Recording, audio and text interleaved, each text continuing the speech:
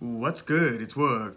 I want to take a moment and go over these WBC fight announcements. These are pretty exciting, and there are a lot of them. So what I'm going to do is I'm going to go start with the lightest weight class out of the list that was announced. So we'll start at 126 featherweight, then we'll work our way up to heavyweight. The two divisions that I'm going to skip between featherweight and heavyweight are middleweight 160, where I didn't see any notable announcement by the WBC. If you heard anything, let me know different. Jermall Charlo holds the WBC belt. I didn't hear any sort of a mandated eliminator or anything like that. But again, let me know if you heard different. And then the other one I'm going to skip is cruiserweight. I didn't see a notable WBC announcement in cruiserweight either, but every other division between 126 and heavyweight, we're going to hit. Also, before we get into it, I just want to let everybody who comes to the live chats on Tuesday evenings know, I'm sorry that I didn't make it this last Tuesday. We're going to get back on the ball with that. I'm putting these last couple of assets in place to be able to have a smooth streaming experience and also be able to bring on guests and talk boxing and kind of expand the scope of the live chat. So thank you for everybody who comes through to the Tuesday, and I can't wait to get back on the ball with that one. So I'm going to let you guys know ASAP. But yeah, let's get right into the WBC fight announcements. And we'll start at 126 with Stephen Fulton versus Brandon Figueroa 2. This would be the rematch of their 122-pound clash where Stephen Fulton became the two-belt holder in the division. So Stephen Fulton, currently the 122-pound WBC and WBO champion. So his last three fights are what really put him on the map. So his three, we'll call them the post-pandemic fights, because he had a couple good wins beforehand. He beat Canelito, Isaac Avalar, and then K-Guy, and then the pandemic hit, and then since that he fought Angelo Leo, Brandon Figueroa, and most recently Daniel Roman, who has since retired. So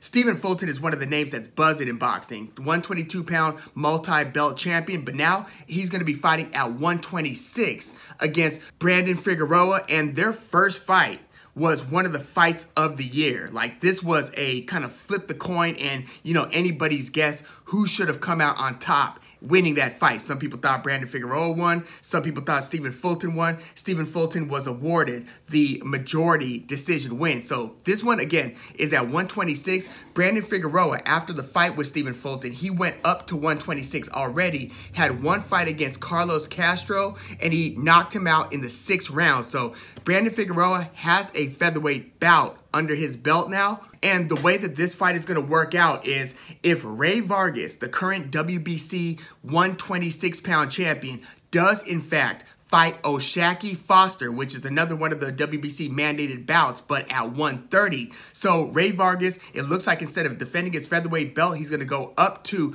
130 to fight O'Shaquie Foster, to fight for the vacant belt. That's the belt that Shakur Stevenson just vacated, or one of the two belts that Shakur Stevenson just vacated. So if Ray Vargas fights O'Shaquie Foster for that vacant WBC belt at 130, then this Fulton versus Figueroa 2 belt will be for the WBC featherweight belt. If Ray Vargas plans on defending his 126-pound title, then Fulton versus Figueroa 2 will be for an interim belt and for the mandatory position to then fight Ray Vargas for his featherweight belt. So we'll see, based on Ray Vargas' decision, whether Fulton versus Figueroa 2 is going to be for the actual title versus for just the interim title and mandatory position. So another thing that I want to do for each of these fights is to give you what I would rate the fight matchups wise, like on a scale from 1 to 10, the excitement level on this one, and also do I think that the fight gets made and who my early thoughts say is going to win the fight. And so with Fulton versus Figueroa 2, I would put this one at an 8.5. I would have put it at a flat 8, but I would give it an 8.5 because of how good their first fight was. Do I think the fight gets made? I think the fight gets made. The question is whether it's going to be for the actual strap versus the interim strap. I tend to believe it's going to be for the actual strap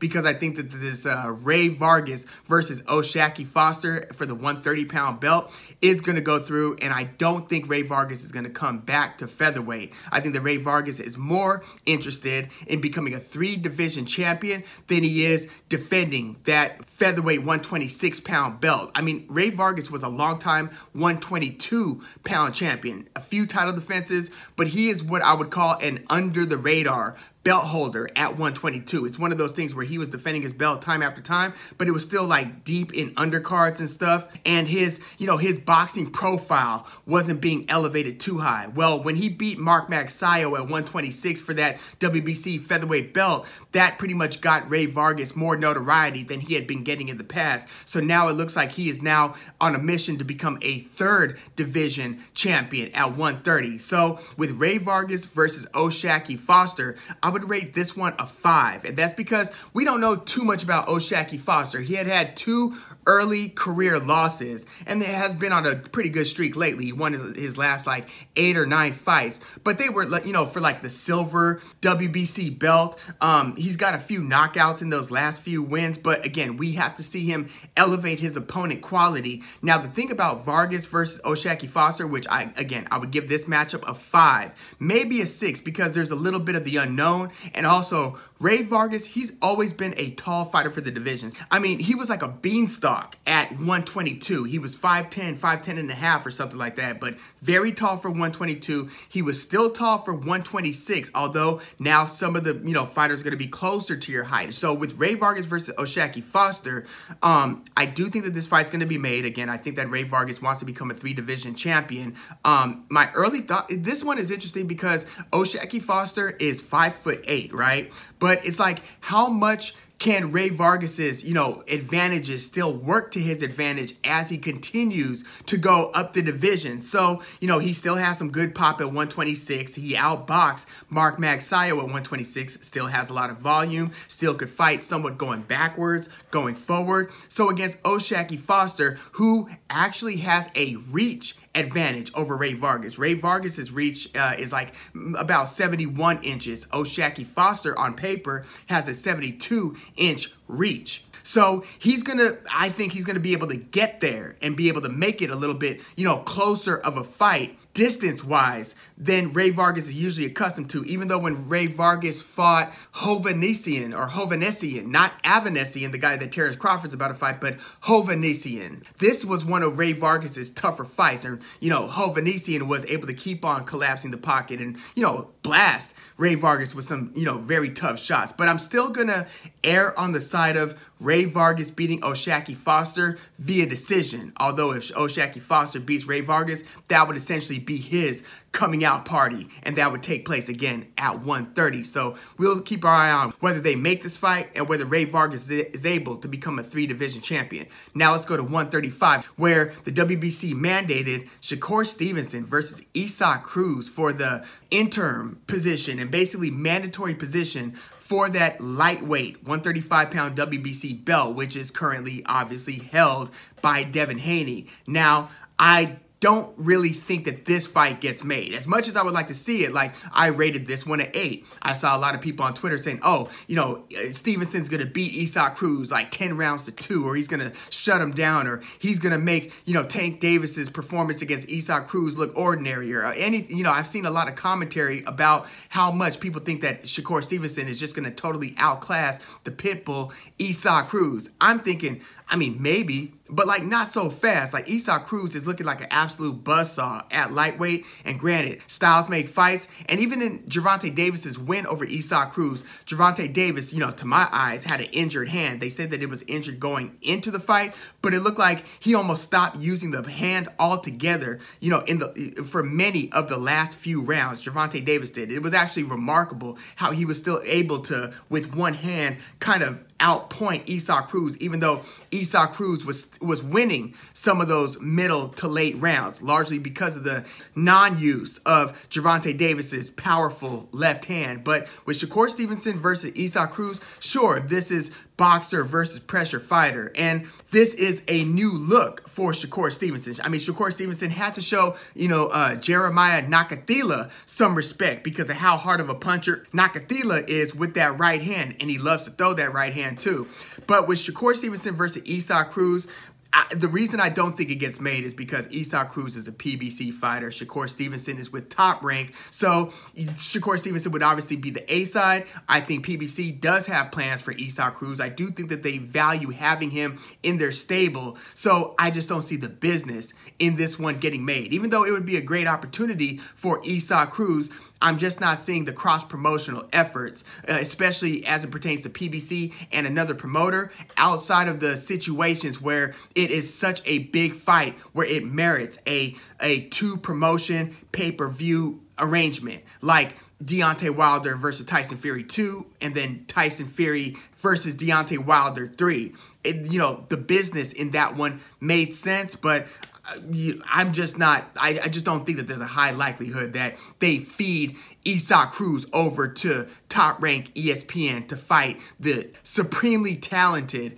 and now accomplished two-division belt holder. I mean, Shakur Stevenson is looking to become a champion in his third division, not in this particular fight, but down the line. Shakur Stevenson held the WBO belt at 126 and then held two belts. He won the WBC and WBO belts at 130. Now this is going to be his debut fight at 135. That's another thing. To have Cruz as your 135-pound debut, ask Zordito Ramirez. That's Cruz's last opponent. Y'all saw how that one went down, right? And that was, I believe, Zordito's lightweight debut. So approach with caution. Nakatani, the guy who gave, Teofimo Lopez a good fight and then later got stopped by Lomachenko and in between stopped Felix Verdejo, that Nakatani, he just got stopped last week on a card that took place in Japan. Very good card. Check that out when you get a chance. But that Nakatani, who's got a very talented brother named Junto Nakatani, he just got stopped, but before he got stopped, I was thinking maybe Nakatani, because he's fought on Top Rank at least a couple of times, at least 3 times, that Nakatani could have made for a good debut at lightweight for Shakur Stevenson, that could have been a good debut opponent.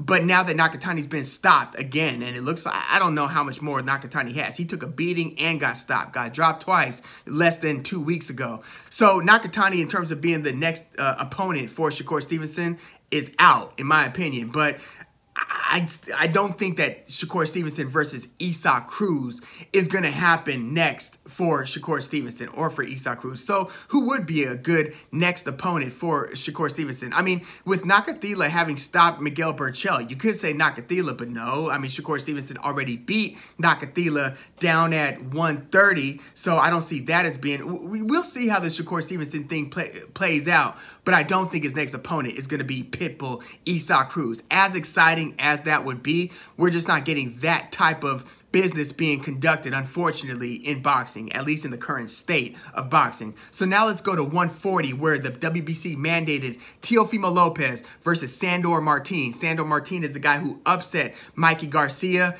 Mikey Garcia retired after that fight. I would put this fight, excitement level-wise, at a 7.5.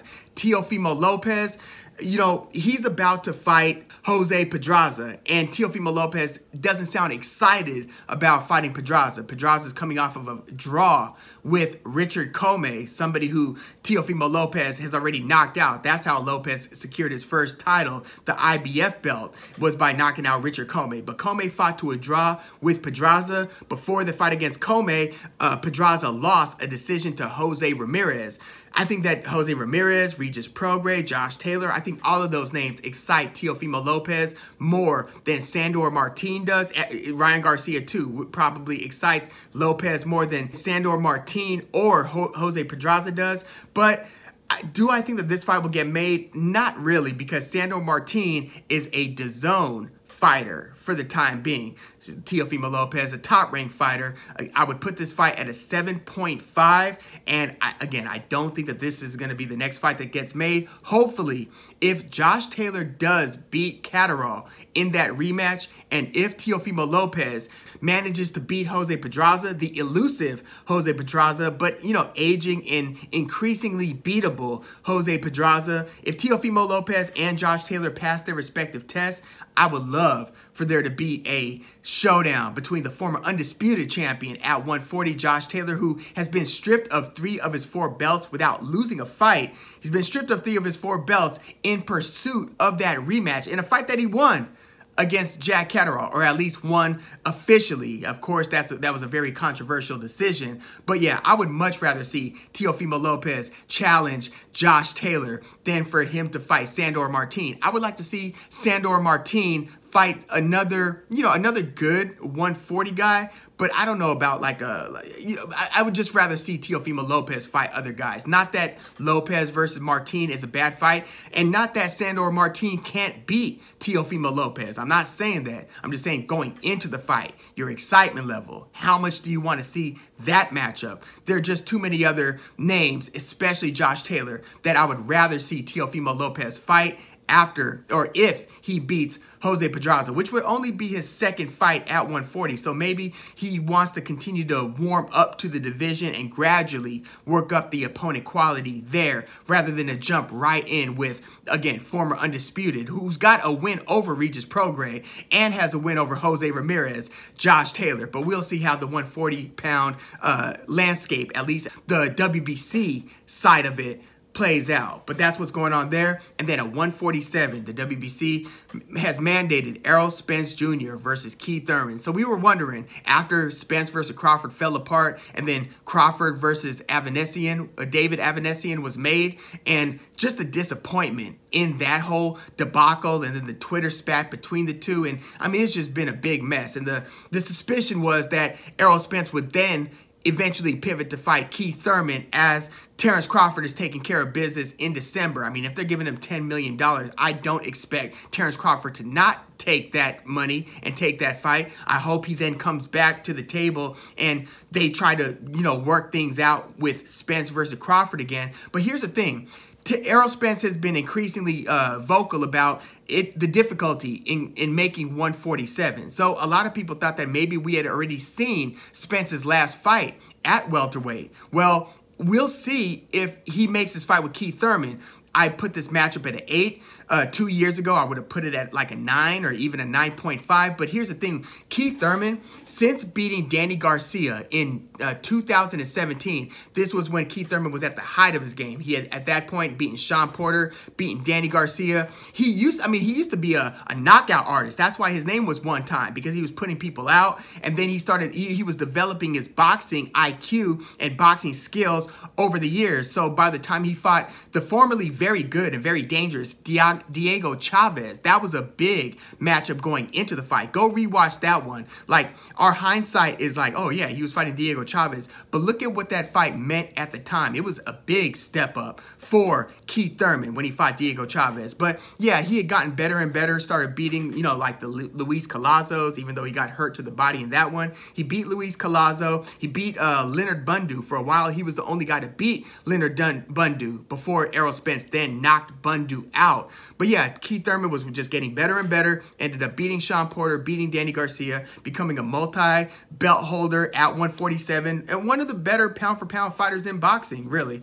So ever since that 2017 high watermark where he had beaten Danny Garcia, he, started sustaining injuries, and he was out of the ring for multiple years. Since 2017, that is 5 years ago, he's only had 3 fights. It was his comeback fight against Josecito Lopez, where he got hurt badly in the middle rounds, almost out on his feet, just barely surviving. I don't know how he made it out of that round against Josecito Lopez, but that was 2019.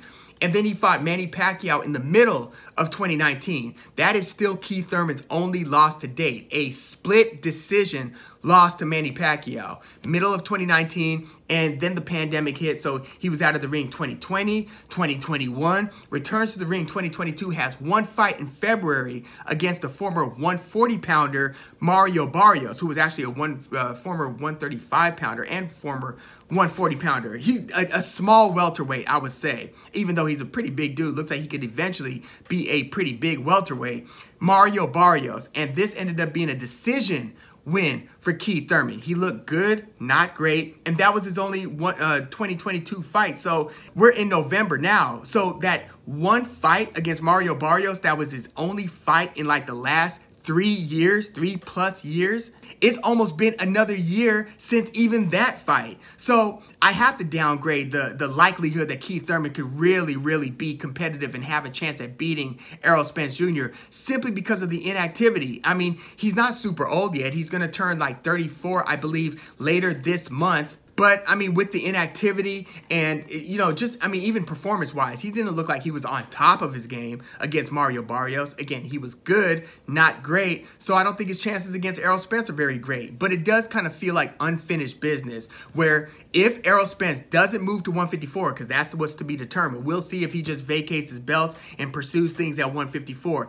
If he stays for another fight and takes this fight against Keith Thurman, which, I mean, he could dump the belts and do something else at 147 or 154. These mandates are just in terms of if you want to keep this WBC belt or if you want to be in good standing or if you're a contender, if you want to be the mandatory, then you've got to take this fight. That's the power that the WBC has. They can't make you fight anybody, but they could say, if you want to keep our title, you've got to fight this guy. So I kind of think that Errol Spence, he said he'll never fight Keith Thurman, right? He said he never will. So we'll see if he kind of, instead of fighting Keith Thurman, goes to 154.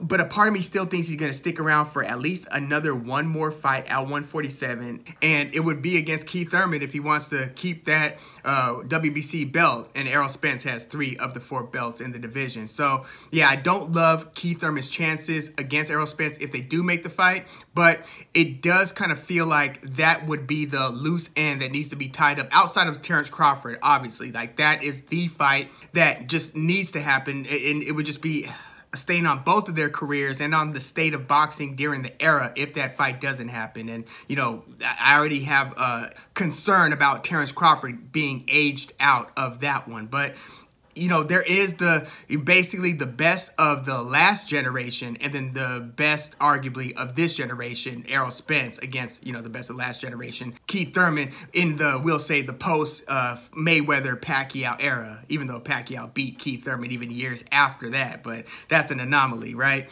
So I'm just hoping that if Errol Spence stays at 147 to fight Keith Thurman, and if Terrence Crawford beats David Evanesian, that they at least try to revisit making the fight just one more time before Errol Spence either goes up to 154 or before one of these two guys loses and the lure and the mystique and the intrigue in the fight is evaporated or at least lessened, reduced to some degree. So that's the 147 mandate. 154, the WBC mandated Sebastian Fundora versus Tony Harrison for one of the interim belts of the division. Obviously, Jermell Charlo has all the belts in the division and is about to fight Tim Tszyu in January of 2023. Sebastian Fundora versus Tony Harrison is interesting because Tony Harrison trains Alicia Baumgardner, and Baumgardner actually showed up at the WBC convention to lobby on behalf of her trainer when Fundora's handlers were basically saying Tony Harrison wasn't available to fight. Alicia Baumgardner stepped in and essentially said, yes, he is ready to fight, and yes, we can go ahead and make this happen. Fundora's people said, okay, let's do it for, I think they're trying to aim for March maybe, but Fundora versus Tony Harrison. Tony Harrison, a former champion in the division, the only guy at this point to have beaten Jermell Charlo, and then Jermell Charlo stopped him in the rematch, even though if you look at the early and middle rounds, like Tony Harrison was winning a lot of rounds, and it was uncertain how that fight was playing out going into the late rounds where Jermell Charlo eventually stopped Tony Harrison, who, you know, kind of, you know, left himself vulnerable. Like, you could tell that in the way that he got stopped by Charlo, he was super disappointed. He kind of, it wasn't so much the showboating, but he was dropping his hands a lot more.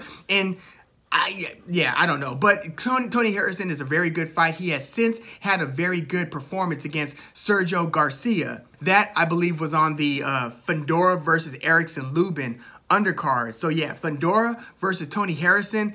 This is a very important fight in the division. I tend to think Fundora, with his height, his volume, his two-fisted attack, is still going to be a bit too much for the very good boxer, Tony Harrison.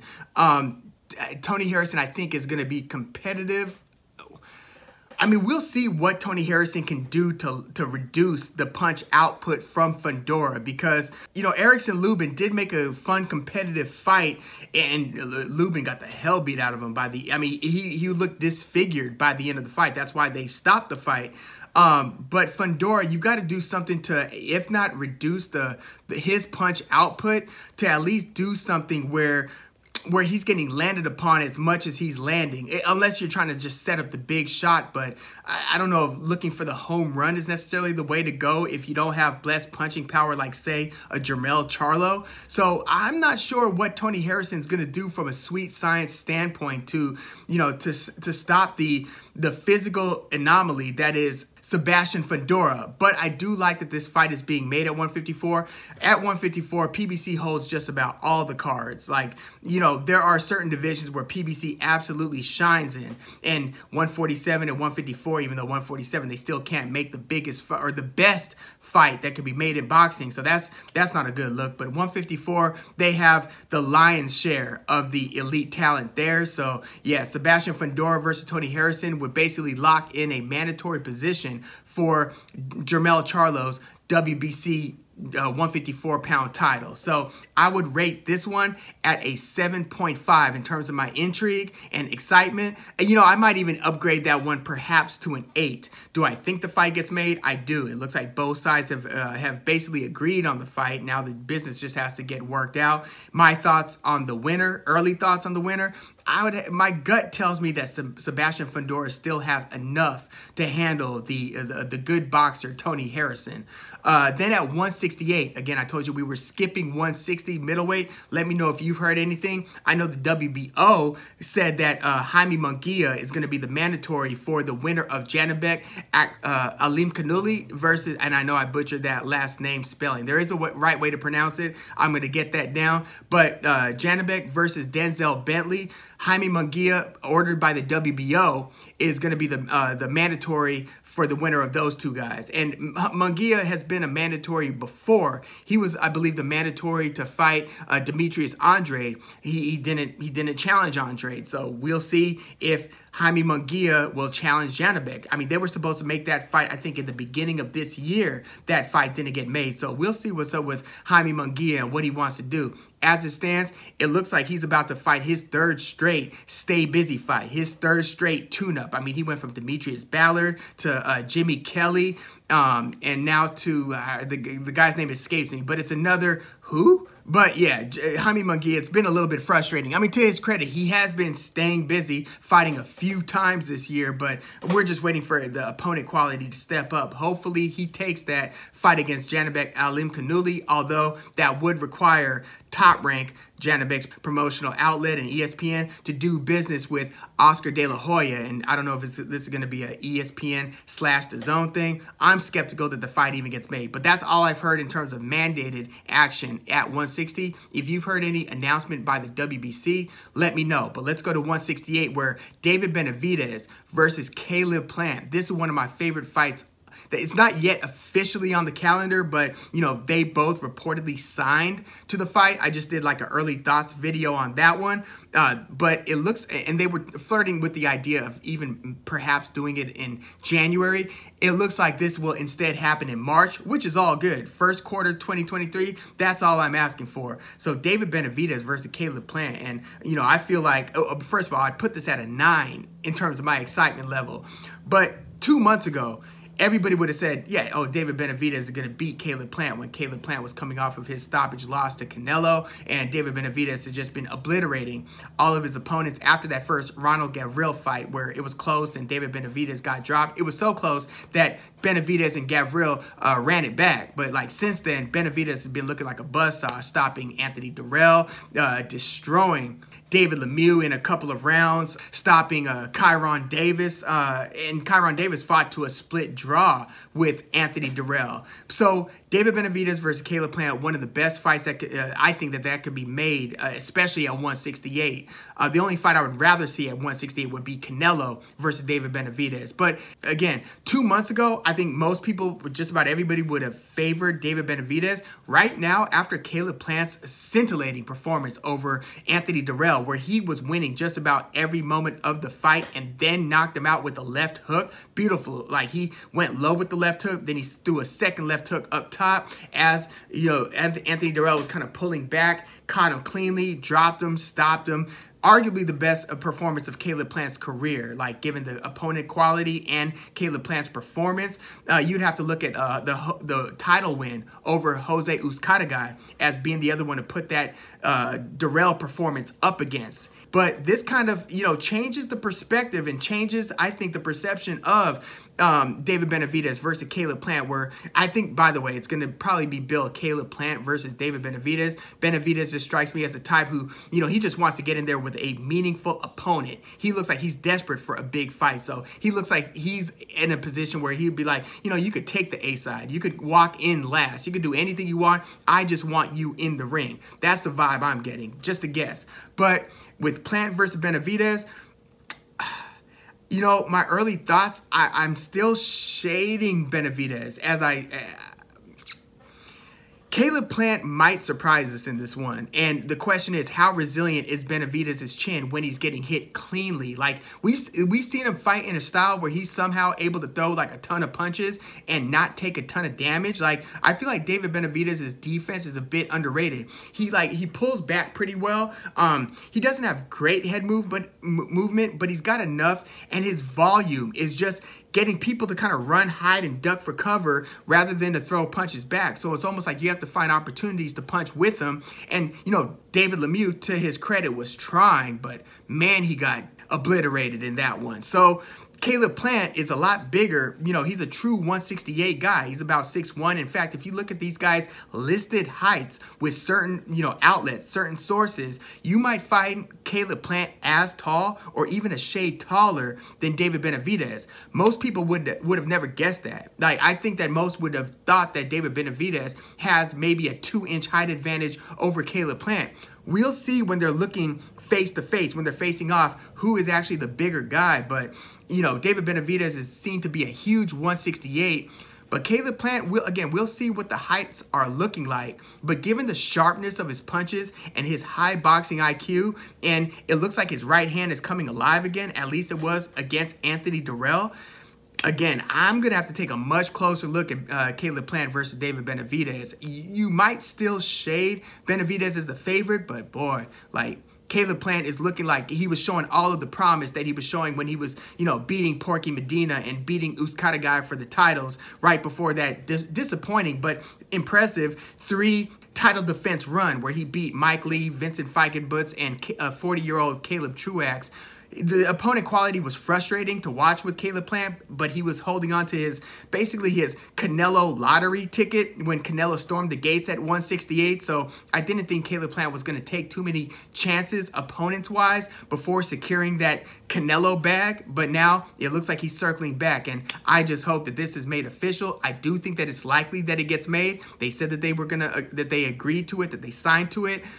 I can't wait for that one. That might be currently my favorite fight on the boxing calendar right now. Now let's go to 175, where I know this wasn't a part of the Michael Benson tweet where he was announcing the WBC mandates, but a few days before that, they said that the winner of Artur Beterbiev versus Anthony Yarde will be fighting Callum Smith, or has to fight Callum Smith, in defense of the WBC 175-pound light heavyweight title. Now, I don't want this mandate to spoil what would be a battle for undisputed between Beterbiev and Dimitri Bivol, who's coming off of that great title defense. One of the performances of the year, in my opinion, against Gilberto Zurdo Ramirez, which, by the way, I didn't mention this, but I thought that Errol Spence's stoppage over Yordenis Ugas was one of the best performances of 2022 as well. But Artur Beterbiev versus Dimitri Bivol, that one just has to happen. That's one of the best fights that could be made in boxing, period. I just don't want WBC with their mandates to spoil the party. So this one actually comes with a caveat. Mauricio Suleiman essentially said the only thing that would basically exempt the winner of Beterbiev versus Anthony Yarde, let's assume Beterbiev gets past a very hard-hitting and somewhat improving. Like, I was impressed by the way he ran over Lyndon Arthur in the rematch, because Lyndon Arthur beat Anthony Yarde the first time. Yarde stopped Arthur in the rematch. I'm impressed by Anthony Yarde. He gave Sergey Kovalev a very good fight where he had Kovalev basically 1 or 2 punches away from being stopped before he himself, Anthony Yarde, got stopped by the Crusher late in that fight. But Anthony Yarde's been improving. Beterbiev versus Yarde, given the ages, given Yarde's power, might be interesting. But after seeing Beterbiev's performance over Joe Smith Jr., I'm like, I don't know. Maybe Beterbiev is just in a different class than all these guys, you know? But Beterbiev, if he does beat Yarde, I think that the WBC is going to, they said that basically the only way he could get out of the mandatory title defense against Callum Smith, who's been looking good at 175. Check out his knockout over Lennon Castillo. And he's had a fight since where he scored another knockout. Look out for Callum Smith at 175. But the WBC is saying that they will let Beterbiev unify and fight that battle for undisputed against Dimitri Bivol in lieu of that title defense against Callum Smith. So I like that the WBC is at least showing that they could read the room, basically. Don't get in the way of a great thing. So hopefully if Beterbiev beats Yarde, we'll see if Dimitri Bivol is willing to wait for that showdown. I tend to think that Eddie Hearn is going to try to nudge him in the direction of a rematch against Canelo, which, I mean, do you really want that rematch if you're Canelo? Like, if Canelo fights Bivol again, hats off to him once again for the opponent selection. A lot of people, you know, they try to nitpick at Canelo's opponent by opponent quality. I'm like, nah, Canelo, he's wanted all the smoke. I'm convinced of that. I know there are still a few guys that we would have wanted to see him fight already that he hasn't. David Benavidez, Jermall Charlo, back when they were all at 154 perhaps.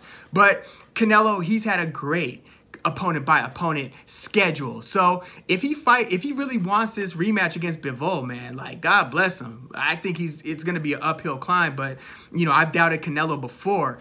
I just hope, again, if Beterbiev gets by Yarde, I hope that Bivol is somehow available to battle, because Bivol made it known after his win over Gilberto Ramirez that he, more than wanting to fight Canelo in the rematch, what he wants to do, if his team will allow, is to fight Artur Beterbiev for basically to unify all 4 belts. Beterbiev has 3 belts, and then Dimitri Bivol has the WBA belt. So that's what's going on at 175. I would rate the Beterbiev versus Yarde / Beterbiev Yarde winner versus Callum Smith. I'd put it at an 8. It would be higher if there wasn't the Beterbiev versus Dimitri Bivol fight that is just so much better.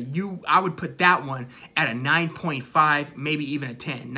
We'll say 9.5 if they make Beterbiev versus Bivol. So let's now go to heavyweight, where Deontay Wilder versus Andy Ruiz is the WBC mandated battle for basically mandatory status for Tyson Fury's belt. Is that not like one of those be careful what you wish for things if you're Deontay Wilder? By the way, at 168, I'm kind of, look, I want to see how Plant versus Benavidez would play out, but if the winner is the mandatory against Canelo, I'd rather see David Benavidez fight Canelo than a rematch between Canelo and Plant. Not to say that Plant couldn't be even more competitive against Canelo in a rematch. I just really want to see what Canelo versus Benavidez looks like. So, yeah, that would be a reason to want David Benavidez to beat Plant, but I just want to see how that one plays out. With Wilder versus Ruiz, I tend to think that, by the way, I would say Beterbiev beats Yarde and Callum Smith, at least as it stands. Now, he's not far from being aged out. He's like 37, 38 right now. So the clock's ticking for Beterbiev at an elite level. I just hope that he has all of his abilities if he fights Dimitri Bivol down the line. But with Wilder versus Andy Ruiz, I would put this one at an 8.5. I've been wanting to see Wilder versus Ruiz for a while.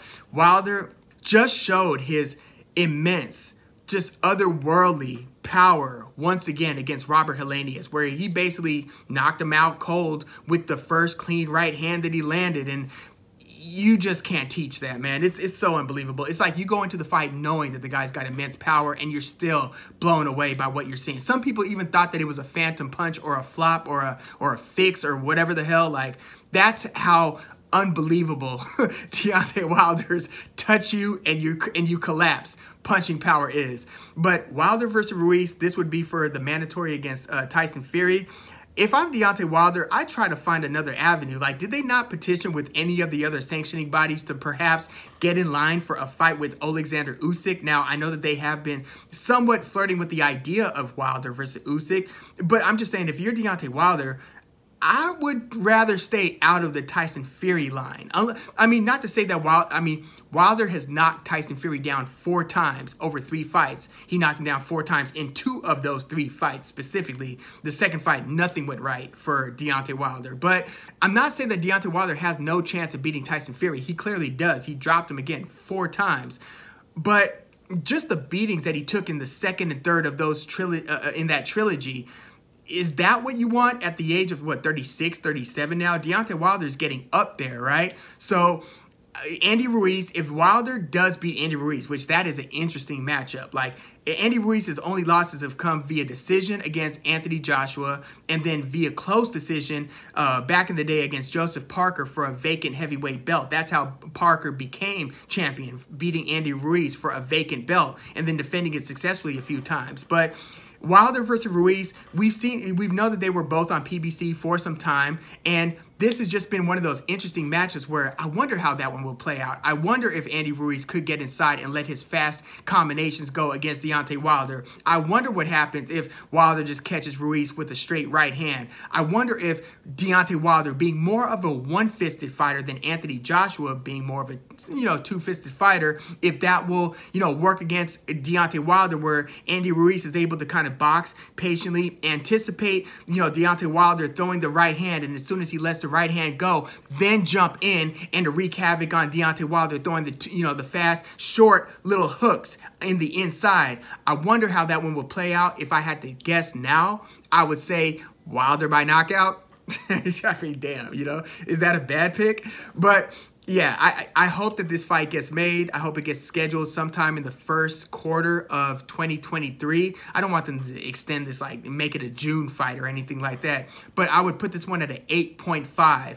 Maybe as we near the fight date, my excitement level would go closer to like a 9 or something like that. But Wilder versus Ruiz is a very interesting fight. And if Wilder beats Ruiz, again, I don't know if I take that Tyson Fury fight next. I would much rather try to find a way to either fight Anthony Joshua or Alexander Usyk. I don't get back in there right away with the Gypsy King. Although I know that there's a part of Deontay Wilder that just wants to make that right, so you could come out on top historically in that rivalry. I get it, but I mean, damn. But yeah, so those are the WBC mandates. The one other fight I wanted to mention, which is a WBO mandate, and I know I talked about the Janibek versus Bentley winner, perhaps fighting Jaime Munguia, but let's talk Oscar Valdez, Emmanuel Navarrete. This would be for the vacant WBO belt at 130.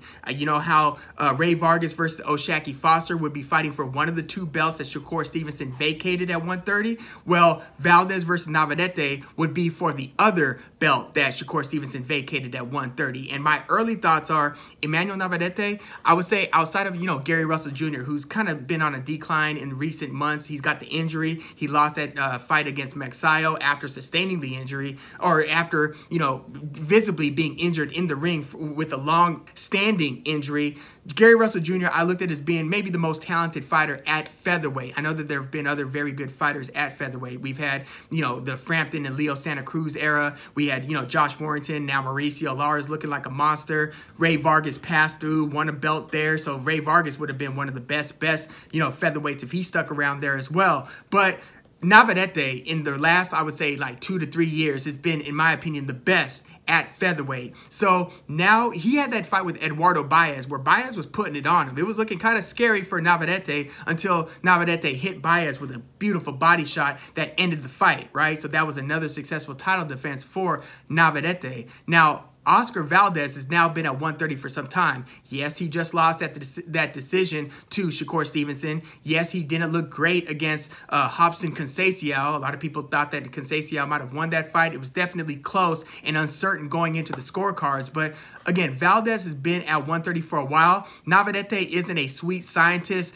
like Robson Conceição, and damn sure isn't a sweet scientist like Shakur Stevenson. But he's got this unusual ability to throw these long arms. He's got long arms, long punches at angles, and have this nonstop activity, this nonstop pressure where you're just throwing like, you know, lead hand uppercuts, backhand uppercuts, just an array of punches. It's like a Swiss Army knife where you've got an arsenal of like 12 different punches and you're throwing them from all angles, constantly throwing as many punches in the 10th round as you were in the 2nd round. It's just an absolute nightmare and a handful. I like to use the phrase, a treadmill from hell, when you're fighting Emmanuel Navarrete. So Navarrete is now moving to 130 to perhaps fight Oscar Valdez for that vacant belt. Like, this works out because these guys are both on Top Rank.